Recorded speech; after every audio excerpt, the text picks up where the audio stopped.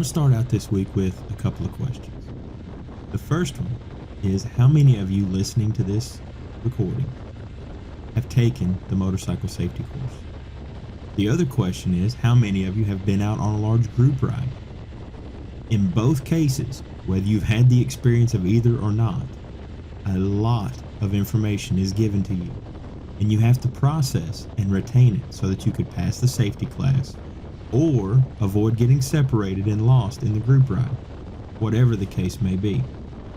Now, these instructions were given to you, and it's up to you to decide what you do with that information.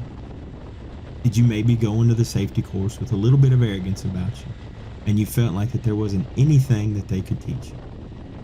Maybe you felt like you knew a better way to travel than the group ride instructors knew.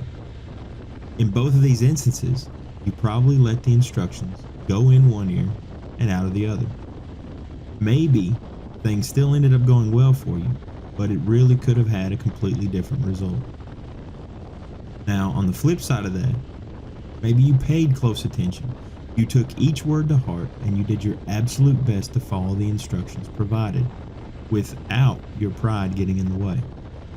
Now, granted, things could still have gone wrong, but your humility would allow you to correct the situation and get back on the right track without your ego being so bruised.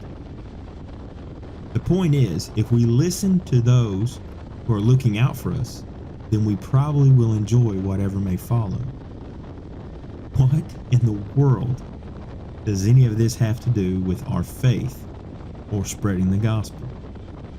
I'm actually glad that you asked. Jesus was well known for using parables in his messages.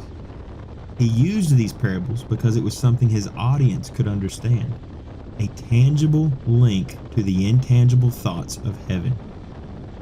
Only he had any frame of reference to bring to light something that we could never comprehend with our earthly hearts and minds. One of these parables is called the parable of the sower, and it's found in Matthew chapter 13, verses 3 through 9.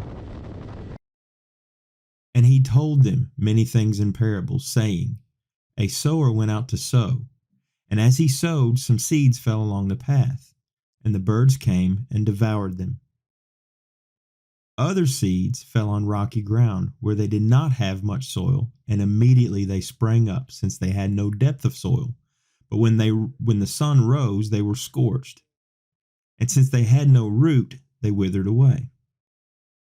Other seeds fell among the thorns, and the thorns grew up and choked them. Other seeds fell on good soil and produced grain, some 100-fold, some 60, some 30. He who has ears, let him hear.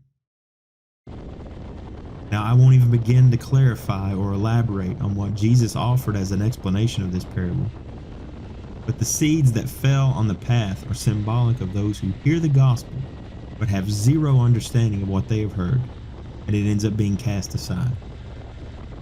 The seeds on the rocky ground are those who immediately find themselves filled with joy at the revelation of the gospel, but don't let it take root in their hearts, and it is forgotten. The third scenario is the seed among the thorns. Again, the gospel is heard, but it's ultimately choked out by the desires of the world. And then finally, there's the seed that falls on the good soil. The gospel is heard, it takes root, and the person experiences the joy and the gift of true salvation. But it doesn't stop there, because Jesus said it will produce some 100-fold, some 60, some 30. That means, as a result of this gift of grace and salvation, the gospel continues to be shared and spread throughout the world. The Great Commission is fulfilled when we do our part to share the gospel. So what about this soil that Jesus is talking about? How do we know who is ready to have this gospel seed planted? That seems like a big task in making that determination. What are the signs that we should look for before we share the gospel with someone? Well, here's a bit of news that will take the pressure off of you. You don't have to decide. We are merely the seed planters. God is the gardener who will prepare and work the soil. Our task is simple: share the gospel and live out the gospel. Nothing less, nothing more. We cannot change the hearts of those we encounter. Only God can do that. We share the good news, we share our testimonies, and then we step aside and let God do what only He can do. Now, does this mean that sharing the gospel is merely a numbers game? We tell everyone we can and hope for the best. Well, yes and no. We are commanded to make disciples. So that does require sharing the gospel with everyone we can, but we can't just leave it at that. We need to pray for these people, and we need to demonstrate love for them, true, genuine love. Sharing the gospel isn't just about sharing and then forgetting. In addition to reaching as many people as we can, we must also ensure that our efforts exhibit genuine quality through our love for our fellow man. Some people will be easier to love than others. I will admit that some will laugh in your face and may be exceptionally defensive or maybe even verbally attack you.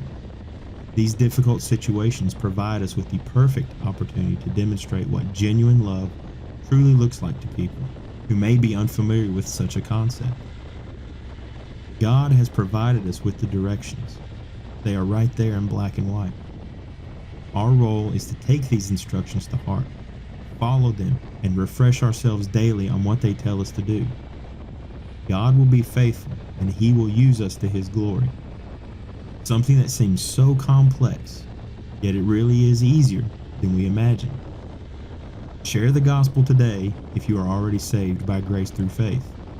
If you don't yet know Jesus Christ, then seek Him with all your heart and invite someone to sit down with you and share His amazing grace with you.